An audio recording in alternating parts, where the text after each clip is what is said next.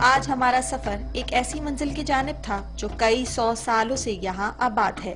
ویران پہاڑوں کے ساتھ بسنے والی یہ بستی منگو پیر عقیدت رکھنے والوں کے لیے کوئی انوکھی نہیں۔ یہ بستی تو تب سے آباد ہے جب یہ شہر بھی نہیں بستا تھا، لیکن بشر سے نہیں، ان مگرمچھوں سے، جن کے بارے میں بہت سی کہانیاں مشہور ہیں۔ کوئی اسے بابا فرید کی دین قرار دیتا ہے تو کوئی ان کی کئی 100 سال پہلے سیلابی ریلے میں بہہ کر آنے کی داستان بتاتا ہے۔ حقیقت کچھ بھی ہو، ان کا بسیرا یہاں کئی 100 برسوں سے ہے۔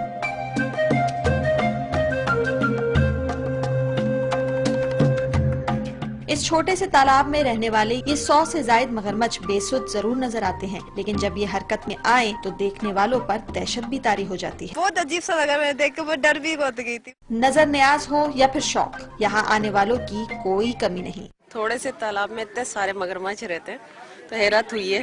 ہم مگرمچھوں کو تو گوشت کھلانے کے لیے آئے ہیں صدقے کا۔ 8 پشتوں سے صوفی پیر منگو کے مزار اور اس کے قریب بسنے والے ان مگرمچھوں کی دیکھ بھال کی جا رہی ہے۔ اس جگہ کے خلیفہ سجاد بے خوف و خطر ان مگرمچھوں کے درمیان گھومتے پھرتے دکھائی دیتے ہیں، اور یہ خونخوار دہشت میں مبتلا کر دینے والی مخلوق ان سے کافی مانوس نظر آتی ہے۔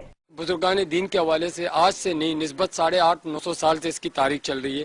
یہ بابا فرید شکرگنج رحمۃ اللہ علیہ انہی کی نشانیوں میں سے ہے، کیونکہ لوگوں کا یہاں پہ بہت بڑا عقیدہ ہے، خاص طور پر یہاں سے دور دراز سے جو لوگ آتے ہیں، جن کی جس طریقے سے بھی مرادیں ہوں، اللہ رب العالمین یہاں سے خالی نہیں جائے گا۔ 128 برس کا یہ سردار مگرمچھ اپنے ماتھے پر لگے سندور کے سبب سب سے نمایاں ہے اور اپنی جگہ بھی خوب جانتا ہے۔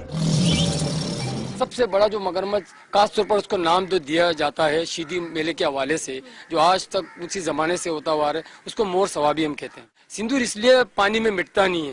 4 دن جب میلہ ہوتا ہے تو ان میں پتہ چل جائے کہ سب سے بڑا مگرمچھ مور ثواب یہی ہے۔ پاکستان میں کسی بھی کم رقبے پر رہنے والے ان مگرمچھوں کی تاریخ اور عمر جتنی طویل ہے، تعداد اس سے بھی کہیں زیادہ ہے۔